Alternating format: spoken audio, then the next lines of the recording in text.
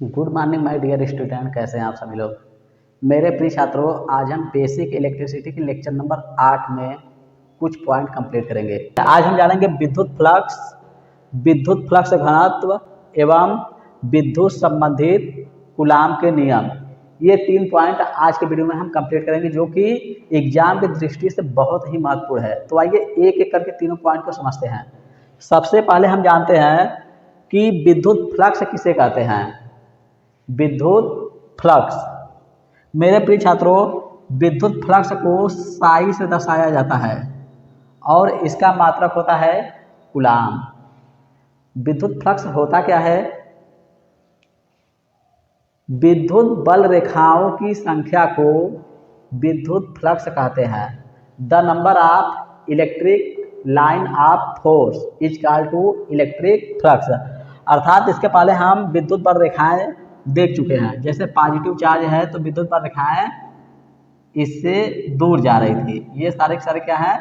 विद्युत बल रेखाएं। इन्हीं विद्युत बल रेखाओं की जो संख्या होती है, इन्हीं को विद्युत फ्लक्स कहते हैं, इलेक्ट्रिक फ्लक्स। और विद्युत फ्लक्स को साई से दर्शाया जाता है, इसका मात्रक कूलाम होता है। तो ये रहा विद्युत flux. The number of electric line of force is equal to electric flux. विद्युत बल रेखाओं की संख्या को विद्युत फ्लक्स कहते हैं। अगला पॉइंट हम देखेंगे, विद्युत फ्लक्स घनत्व। याद रखिएगा, विद्युत फ्लक्स का मात्रक क्या होता है? कूलाम। विद्युत फ्लक्स को साई से दर्शाया जाता है और इसका जो यूनिट है वो है कूलाम। अब हम जानेंगे विद्युत फ्लक्स घनत्व क्या होता है। मेरे प्रिय छात्रों, ये क्या है? आवेश है तो आवेश के चारों ओर क्या होता है? विद्युत क्षेत्र होता है, क्योंकि अन्य आवेश लाएंगे तो आकर्षण या प्रतिकर्षण का अनुभव होगा। तो ये क्या है? मान लीजिए विद्युत क्षेत्र है, इसमें कोई प्लेट रखा गया है विद्युत क्षेत्र के अभिलंबवत। क्या है? प्लेट है। और इस प्लेट के इकाई क्षेत्रफल से, ये मान लीजिए प्लेट का क्षेत्रफल है जो हम मान लीजिए 1 वर्ग मीटर है, वो 1 वर्ग मीटर है। इस प्लेट का इकाई क्षेत्रफल 1 वर्ग मीटर है। तो विद्युत क्षेत्र में विद्युत क्षेत्र के अभिलंबवत स्थित किसी प्लेट के प्रति इकाई क्षेत्रफल से होकर गुजरने वाली विद्युत फ्लक्स की मात्रा को, ये क्या है? विद्युत फ्लक्स गुजर रही है इनसे, तो विद्युत फ्लक्स की मात्रा को विद्युत फ्लक्स घनत्व कहते हैं। अर्थात इस प्लेट के इकाई क्षेत्रफल से जितनी भी विद्युत फ्लक्स गुजरेंगी उन्हें विद्युत फ्लक्स घनत्व कहते हैं। विद्युत क्षेत्र में विद्युत क्षेत्र के अभिलंबवत स्थित किसी प्लेट के प्रति इकाई क्षेत्रफल से होकर गुजरने वाली विद्युत फ्लक्स की मात्रा को विद्युत फ्लक्स घनत्व कहते हैं। और मेरे प्रिय छात्रों, विद्युत फ्लक्स घनत्व को D से दर्शाया जाता है और इसका मात्रक कूलाम प्रति वर्ग मीटर होता है। विद्युत फ्लक्स घनत्व को D से दर्शाया जाता है और D बराबर होता है साई बाई ए या साई अपान ए होता है। विद्युत फ्लक्स घनत्व है, यह है विद्युत फ्लक्स, यह है प्लेट का क्षेत्रफल। तो विद्युत फ्लक्स घनत्व का मात्रा क्या हो जाएगा? इसका मात्रक होता है कूलाम और क्षेत्रफल है, क्षेत्रफल का मात्रक होता है मीटर स्क्वायर। तो विद्युत फ्लक्स घनत्व का मात्रक क्या हो जाएगा? कूलाम प्रति मीटर स्क्वायर या कूलाम प्रति वर्ग मीटर, या इसी को कहा जाता है गॉस। विद्युत फ्लक्स का एक अन्य मात्रक होता है जिसे कहते हैं गॉस। तो ये रहा विद्युत फ्लक्स घनत्व। मेरे प्रिय छात्रों, अब हम जानेंगे विद्युत संबंधित कूलाम के नियम। मेरे प्रिय छात्रों, विद्युत से संबंधित कूलाम ने 2 नियम दिए हैं और दोनों नियम बहुत ही महत्वपूर्ण है, जो कि एग्जाम में पूछे जाते हैं। तो आइए एक एक करके दोनों को समझते हैं कि विद्युत संबंधित कूलाम ने दो नियम कौन कौन से दिए हैं। तो मेरे प्रिय छात्रों, विद्युत संबंधित कूलाम के दो नियम है, जिसमें से पहला नियम फर्स्ट लॉ प्रथम नियम।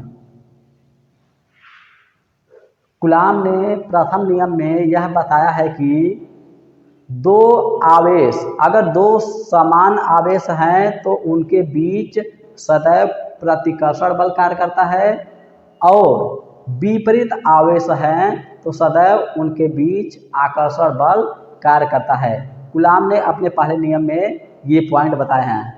पहले नियम में क्या बताए हैं कि दो समान आवेशों के बीच सदैव प्रतिकर्षण बल और विपरीत आवेशों के बीच सदैव आकर्षण बल कार्य करता है।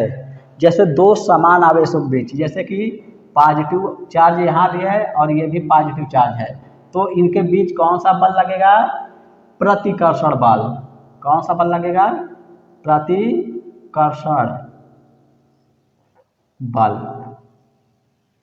और विपरीत आवेशों के बीच आकर्षण बल कार्य करता है। जैसे कि एक पॉजिटिव चार्ज हो और एक नेगेटिव चार्ज हो, तो इनके बीच कौन सा बल लगेगा? आकर्षण बल। आकर्षण बल। कूलाम ने अपने पहले नियम में ये बात बताई है। अब हम देखेंगे कूलाम के विद्युत संबंधित दूसरा नियम या सेकेंड लॉ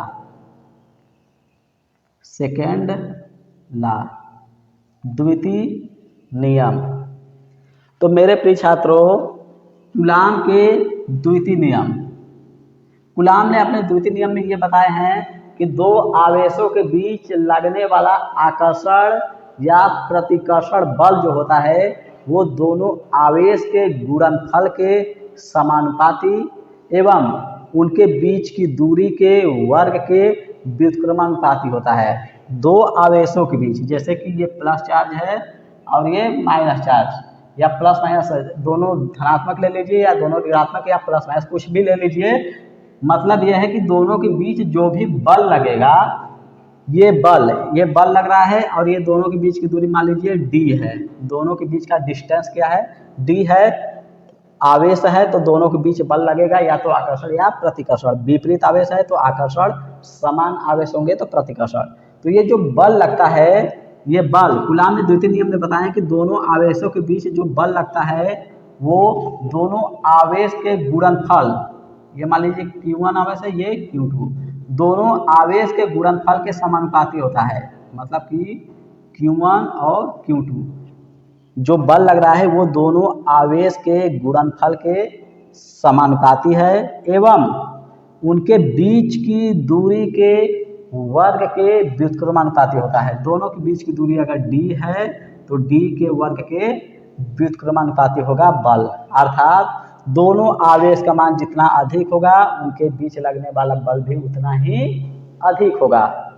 और दूरी, दोनों के बीच की दूरी अगर हम बढ़ाएंगे तो बल कम लगेगा। देखिए 1/d है, d का मान, नीचे का मान जितना ज़्यादा बढ़ेगा हम भाग देंगे तो उसका मान उतना ही कम आएगा। अर्थात दूरी जितना ज़्यादा बढ़ेगा बल उतना ही कम लगेगा। दोनों के बीच की दूरी जितना कम होगा उसके बीच लगने वाला बल उतना ही प्रबल होगा, उतना ही शक्तिशाली होगा। मेरे प्रिय छात्रों, समानुपाती को जब बराबर किया जाता है तो कोई ना कोई नियतांक आता है, तो बराबर कर लेते हैं। तो F बराबर जो नियतांक आता है वो होता है 1/4 pi epsilon not epsilon r Q1 Q2 upon d²। ये दोनों के बीच लगने वाला बल है। मेरे प्रिय छात्रों, एप्सिलॉन नॉट एप्सिलॉन r ये एप्सिलॉन a बराबर होता है। एप्सिलॉन a बराबर epsilon not epsilon r। Epsilon a क्या है मेरे प्रिय छात्रों? दोनों के बीच का माध्यम है। जैसे बीच में कौन सा एयर है या दोनों के बीच ऑयल रख दिया जाए, तेल रख दिया जाए, कुछ भी रख दिया जाए, दोनों के बीच का माध्यम है। अर्थात इसे कहा जाता है निरपेक्ष विद्युतशीलता। और एप्सिलॉन r को कहा जाता है सापेक्ष विद्युतशीलता। एप्सिलॉन a को कहा जाता है एयर माध्यम का विद्युतशीलता। मेरे प्रिय छात्रों, ये जो एयर माध्यम का विद्युतशीलता है इसका मान फिक्स होता है और कितना होता है 8.85 गुणे 10⁻12 फैराड प्रति metre. Remember it, noted the point. बहुत इंपॉर्टेंट पॉइंट है मेरे प्रिय छात्रों, ये एग्जाम में बहुत बार पूछा है कि एयर माध्यम का जो विद्युतशीलता होता है उसका मान कितना होता है, तो 8.85 गुणे 10⁻12 फैराड प्रति मीटर होता है। मेरे प्रिय छात्रों, निरपेक्ष जो विद्युतशीलता है इसका भी मात्रक फैराड प्रति मीटर होता है, लेकिन जो सापेक्ष विद्युतशीलता है इसका कोई भी मात्रक नहीं होता है, क्योंकि एप्सिलॉन आर बराबर हम लिखेंगे तो epsilon A upon epsilon not. इसका भी मात्रक फैराड प्रति मीटर और इसका भी मात्रक फैराड प्रति मीटर, तो दोनों कैंसिल हो जाएंगे, तो इसका कोई भी मात्रक नहीं होगा, ये मात्रकहीन होता है। एग्जाम में कई बार पूछ लिया है कि जो रिलेटिव परमिटिविटी होती है अर्थात सापेक्ष विद्युतशीलता का मात्रक क्या होता है, तो कोई मात्रक नहीं होता, अर्थात मात्रकहीन होता है। तो मेरे प्रिय छात्रों देखिए, दोनों के बीच का माध्यम अर्थात सापेक्ष विद्युतशीलता या एयर माध्यम का विद्युतशीलता का मान जितना अधिक, इसका तो मान फिक्स है, ये सापेक्ष विद्युतशीलता का मान 1 या 1 से अधिक होता है। ध्यान रखिएगा, एयर या निर्वात के लिए सापेक्ष विद्युतशीलता का मान 1 होता है, इसके अलावा कोई अन्य माध्यम होगा तो सापेक्ष विद्युतशीलता का मान 1 से अधिक होता है। तो इसके बीच निरपेक्ष विद्युतशीलता आप एप्सिलॉन ए लिख सकते हैं इसके स्थान पे, या तो भाई सापेक्ष विद्युतशीलता का मान जितना अधिक होगा, सापेक्ष विद्युतशीलता का मान बढ़ेगा तो इनके बीच लगने वाला बल घटेगा। तो मेरे प्रिय छात्रों, आज के वीडियो में ये तीनों पॉइंट हमने कंप्लीट कर लिए हैं। मिलते हैं अगले वीडियो में। Good bye.